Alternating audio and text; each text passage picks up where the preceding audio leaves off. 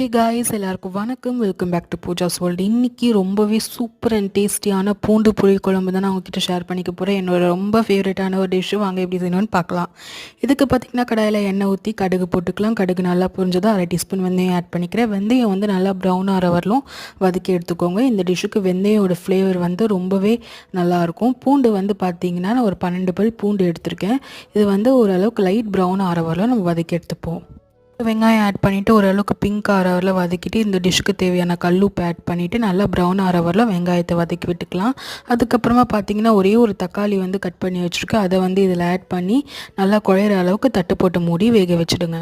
தக்காளி வந்து நல்லா வெந்தது 1 டேபிள் ஸ்பூன் வந்து குழம்பு மிளகாத்தூள் ஆட் பண்ணிவிட்டு அதுக்கப்புறம் ஒரே ஒரு டீஸ்பூன் வந்து பார்த்திங்கன்னா நார்மல் ரெட் சில்லி வந்து கலருக்காக ஆட் பண்ணிவிட்டு நல்லா மிக்ஸ் பண்ணி விட்டுக்கிறேன். அப்புறம் ஒரு லெமன் சைஸ் புளி கரைச்சி வச்சுருக்கேன். அதை இது கூட ஆட் பண்ணி நல்லா கொதிக்க விடுங்க. ஃபைனலாக கருவேப்பிலை தூவி இறக்கிட்டிங்கன்னா சூப்பரான பூண்டு குழம்பு